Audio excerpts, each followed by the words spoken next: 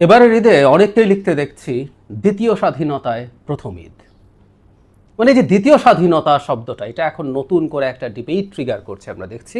এবং বিশেষ করে গত স্বাধীনতা দিবসে বিএনপির একজন খুব গুরুত্বপূর্ণ নেতা, যিনি স্থায়ী কমিটির সদস্য, শুধু স্থায়ী কমিটির সদস্য বললেও কম বলা হয়, তিনি খুবই প্রভাবশালী নেতা, যারা মির্জা আব্বাস এই দ্বিতীয় স্বাধীনতা সম্পর্কে কিছু বক্তব্য দিয়েছেন, ফলে আবার ডিবেটটা মাথাচাড়া দিয়েছে। আমরা জুলাই অভ্যুত্থান, জুলাই অগাস্টে যা ঘটলো, শেখ হাসিনার পতন এবং পালিয়ে যাওয়াকে আমাদের দ্বিতীয় স্বাধীনতা হিসেবে দেখতে পারি কিনা, বা দ্বিতীয় স্বাধীনতা বলতে আমরা আসলে কি বুঝি সেটা একটু বলা দরকার। জনাব মির্জা আব্বাস যা বলেছেন সেটা আগে পড়ি, তারপর আমি আমার টেক। আসলে বিভিন্ন জায়গায় মানে নানানভাবে বলা হয়েছে কথাগুলো। ইনফ্যাক্ট গত 16ই ডিসেম্বর আমি একটা কলাম লিখেছিলাম প্রথম আলোতে এই অভ্যুত্থানকে মাথায় রেখে, সেখানেও কিছু কথা বলেছি, কিন্তু আমার মনে হয় আলাদাভাবে কিছু আমার অন্তত টেকটা জানিয়ে রাখা দরকার। জনাব আব্বাস বলছেন, জুলাই আগস্টে ছাত্র জনতার আন্দোলনের মাধ্যমে নতুন করে স্বৈরাচারকে তাড়িয়ে স্বাধীনতার স্বাদ পেয়েছি। অনেকে বলেন দ্বিতীয় স্বাধীনতা।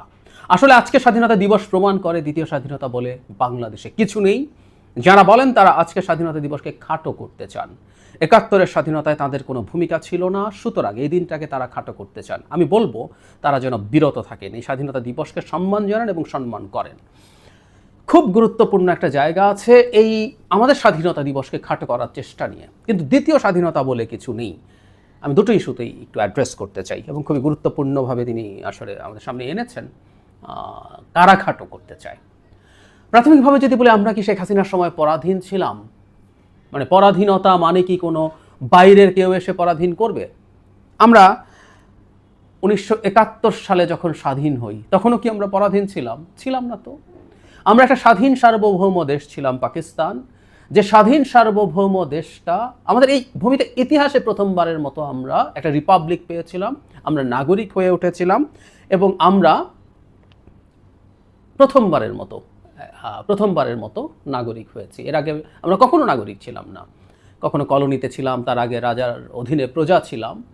সো আমরা তো স্বাধীন ছিলাম। তারপরও আমরা 71-এর স্বাধীনতার কথা বলি কারণ আমরা মনে করি পূর্ব পাকিস্তানকে তার যতটুকু অধিকার ছিল সেটা থেকে বঞ্চিত করেছিল পশ্চিম পাকিস্তানিরা, এবং এক ধরনের অভ্যন্তরীণ উপনিবেশ তৈরি করা হয়েছিল। এটা কতটুকু কি হয়েছে সেই ডিবেটে ঢুকছে না, that was the narrative at least. আমরা শেখ হাসিনার সময় আসলে কি হয়েছে, তাহলে একটা দেশ তার নিজের লোকজন, কোনো ইনভেডাররা এসে ইনভেড না করলেও পরাধীন হয়ে উঠতে পারে। পাকিস্তানের ক্ষেত্রে তাও আমরা দুটো ভাগ করতে পেরেছি, একদিকে পূর্ব পাকিস্তান, একদিকে পশ্চিম পাকিস্তানিরা, ওদের ক্ষমতার যে এলিটরা আছে। এখানে কি হয়েছিল? এখানে দুটো ব্যাপার হয়েছিল বলে আমি মনে করি। বাংলাদেশ কার্যত আসলে আওয়ামী লীগের উপনিবেশে পরিণত হয়েছিল, এটা ট্রু, আমি বিশ্বাস করি। মানে উপনিবেশের ধর্মটা কি? যেমন ধরি, ব্রিটিশরা যখন ভারতীয় উপমহাদেশে আসলো, আর এর আগে যে মুঘলরা আসলো, তাদের মধ্যে পার্থক্য কি? মুঘলরা আসলো, তারা এখানে ইনভেড করেছে, তারা এখানে যুদ্ধ করেছে, দখল করেছে, উইচ ইজ ট্রু। কিন্তু এই পুরো ভারতবর্ষকে সে তার দেশ বানিয়ে ফেলেছে। এখানে সে থেকেছে, এখানে জীবনযাপন করেছে, এখানে তার যাবতীয় সব কিছু করেছে, করে সে তার জীবনযাপন করেছে, এটাকে তার দেশ বানিয়ে ফেলেছে। আর ব্রিটিশরা কি করতো? ব্রিটিশরা এসছে, দখল করেছে, এখানকার সম্পদ সে তার দেশে, মানে এটাকে সে তার দেশ বানায়নি, এটাকে সে উপনিবেশ বা কলোনি বানিয়েছে। এখানকার সম্পদ আহরণ করে তার রাষ্ট্র পরিপুষ্ট হয়েছে। সুতরাং এই দেশে কি হলো না হলো তাতে তার কিছু মাথা ব্যথা ছিল না। অমর্ত্য সেন গবেষণা করে দেখিয়েছিলেন, এই অঞ্চল ওই সময় পৃথিবীর সবচেয়ে বেশি জিডিপি গ্রোথের অঞ্চলগুলোর একটা ছিল, কিন্তু পুরো এন্টায়ার ব্রিটিশ কলোনাইজেশনের সময় এখানে কিছুই হয়নি, কার্যত বরং স্থবিত ছিল, অনেক ক্ষেত্রে আমাদের জিডিপি কমে গিয়েছিল। So this is the difference. তাহলে কলোনি আর দেশ বানানোর মধ্যে, মানে আওয়ামী লীগ চোর ডাকাত, সন্দেহ নেই, কিন্তু সে যদি এটাকে দেশ মনে করতো, সে তার সম্পদ এই দেশে রাখতো, চুরি করে বা ডাকাতি করে সম্পদটা রাখতো। এবং অর্থনীতির বেসিক আমরা যারা জানি, এটা কালো অর্থনীতি, এটা খারাপ অর্থনীতি, কোনো সন্দেহ নেই, কিন্তু ওটা যদি অর্থনীতির মধ্যে থাকে তারপরও আসলে সেটার একটা অর্থনৈতিক ইম্প্যাক্ট থাকে। কিন্তু আওয়ামী লীগ কী করলো? এই টাকা পাচার করে দিতে থাকলো। আমি মানে বিরাট অলিগার্কদের টাকা পাচারের কথা বলছি না। আওয়ামী লীগের সময় বেনিফিশিয়ারির নেতা, মানে আওয়ামী লীগের লোকজন, প্রশাসন, পুলিশের লোকজন, প্রত্যেকে এই টাকা বিভিন্ন দেশে পাচার করেছেন। বেগমপাড়া হয়েছে কানাডা, মালয়েশিয়াতে পাচার করেছেন, দুবাইতে পাচার করেছেন, সম্পত্তি কিনেছেন। সো এই দেশটাকে তারা উপনিবেশ বানিয়ে টাকা পাচার করে নিয়ে গেছেন, পরিপুষ্ট হয়েছেন, তারা আলাদা জীবনযাপন করেছেন। সো এই দেশ তাদের দেশ ছিল না। চোর ডাকাতেরও নিজের দেশ মনে করার ব্যাপার আছে। চোর ডাকাত হলেও তারা অনেকেই নিজকে দেশ মনে করে, তারা তা মনে করে, তারা টাকা পাচার করে নিয়ে গেছেন। তাহলে যে কথাটা বলছিলাম যে আওয়ামী লীগের শেষ সময়, আমি প্রায় বলি যে আওয়ামী লীগ আসলে পাওয়ারে ছিল না, একটা মাফিয়া বা ক্রিমিনাল নেক্সাস পাওয়ারে ছিল, যার বিভিন্ন রকম অংশ ছিল। পলিটিক্যাল লোকজন ছিল, বিউরোক্রেসির লোকজন ছিল, মিলিটারি সিভিল বোথ, পুলিশ ছিল এবং অলিগার্স ব্যবসায়ীরা ছিল। তারা বাংলাদেশকে একটা উপনিবেশে পরিণত করেছিল। সুতরাং ওই সময়টা আমরা স্বাধীন ছিলাম কিনা এই প্রশ্ন আসতেই পারে খুব লজিকলি, আমি মনে করি না। এবং অল আমরা যখন ভোট দিয়ে আমাদের প্রতিনিধি নির্বাচন করতে পারি না, আমরা নাগরিকই থাকি না, আমাদেরকে প্রজায়, আমি প্রায় বলি প্রজাও না, কৃতদাসে পরিণত করা হয়। আমরা কৃতদাসে পরিণত হয়েছিলাম। নাম্বার 2, এটা কম ইম্পর্টেন্ট না, হয়তো আরও বেশি ইম্পর্টেন্টও। একটা স্বাধীন সার্বভৌম দেশ বা একটা দেশ স্বাধীন সার্বভৌম কিনা বোঝা যাওয়ার একটা গুরুত্বপূর্ণ ব্যাপার হচ্ছে আমাদের ইন্ডিপেন্ডেন্ট ফরেন পলিসি আছে কিনা, বা ইভেন আমাদের ডোমেস্টিক পলিসিতেও সরকার চাইলে সব কিছু করতে পারে কিনা। এটা একটা সার্বভৌমত্বের লক্ষণ। একটা দেশ ভূমি থাকলেই সার্বভৌম হয় না। একটা দেশের তো 4টা কম্পোনেন্ট থাকে। 4টা কম্পোনেন্টের হচ্ছে ভূমি থাকে, সেটার একটা জনসংখ্যা থাকে, জনগোষ্ঠী থাকে, সেটার একটা সরকার থাকে। সব কিছু থাকার পর পশ্চিমবঙ্গ, মানে ওখানে ভূমি আছে, ওখানে জনগোষ্ঠী আছে, ওখানে সরকারও আছে, কিন্তু পশ্চিমবঙ্গ স্বাধীন নয়, কারণ সেটা সার্বভৌম নয়। ঠিক একইভাবে আমাদের সার্বভৌমত্ব ছিল কিনা সেই প্রশ্ন আছে। বাংলাদেশের কোনো ইন্ডিপেন্ডেন্ট, কোনো সার্বভৌম ফরেন পলিসি ছিল না ভারতের কারণে। বাংলাদেশের অভ্যন্তরীণ পলিসিও ভারত নির্ধারণ করত। সুতরাং এক তো আওয়ামী লীগকে দিয়ে কলোনাইজড হয়েছিলাম আমরা, একইভাবে ভারতেরও ডিফ্যাক্টো কলোনিতে আমরা পরিণত হয়েছিলাম, বা একটা ভেসাল স্টেটে পরিণত হয়েছিলাম। আমরা অনেকে বলতাম যে বাংলাদেশ ভারতের অঙ্গরাজ্য হয়েছে। আমি প্রায় এটাকে কন্টেস্ট করেছি, অনেক আগে ব্লগে একটা ব্লগ লিখেছিলাম যে অঙ্গরাজ্য হওয়া আমরা যা হয়েছি তার চাইতে তুলনামূলকভাবে অনেক কম খারাপ।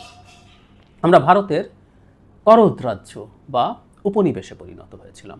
সো এই হচ্ছিল শেখ হাসিনার আমল সময়কাল। ফলে সেখান থেকে যখন আমরা বেরিয়ে এসেছি, আমাদের মধ্যে একটা স্বাধীনতার অনুভূতি হওয়াটা খুবই স্বাভাবিক বলে আমি মনে করি, এবং এটাকে দ্বিতীয় স্বাধীনতা বলায় আমি অন্তত আপত্তি দেখি না। এই আবেগটাকে আমি ধারণ করতে চাই, এটাকে ছোট করার কিছু নেই। এবং এই স্বাধীনতায়ও, এই এন্টায়ার স্বাধীনতার যে লড়াই, তাতে বিএনপিরও খুবই গুরুত্বপূর্ণ রোল আছে। আমি শুধু জুলাই অগাস্টে তাদের এই মূল অভ্যুত্থানের কথা বলছি না। এর আগের এই লড়াইটা এত দীর্ঘ। আমাদের স্বাধীনতা যুদ্ধ 71 সালে হয়েছে, কিন্তু 52 সাল থেকে আমাদের মুক্তির বা স্বাধীনতার যে লড়াই সেটা শুরু হয়েছে। যুদ্ধটা 71 সালে হয়েছে। ঠিক তেমনি শেখ হাসিনাকে ক্রমাগত চ্যালেঞ্জ করার মাধ্যমে এবং মারাত্মক ক্যাজুয়ালিটি তাদের হয়েছে, নানা রকম মাসুল দিয়ে, মূল্য দিয়ে তারা যে জায়গায় এসে পৌঁছেছে, সেটার পেছনে বিরাট রোল তাদের আছে। সো এই স্বাধীনতারও বিরাট ক্রেডিট তারাও ক্লেম করতে পারে, and they should do that. কিন্তু 24 দিয়ে আমরা 71 রিপ্লেস করব, এই আলাপ কেউ কেউ আনার চেষ্টা করছেন। রাইটলি তিনি বলছেন যাদের 71-এ রোল নেই, 71-এ রোল নেই তো বড় কথা না, যাদের 71-এ লুকানোর মতো, লজ্জা পাবার মতো রোল আছে, যারা পাকিস্তানিদেরকে কোলাবোরেট করেছে। আমি জামায়াত প্রসঙ্গে এই কথা খোলাখুলি বলেছি।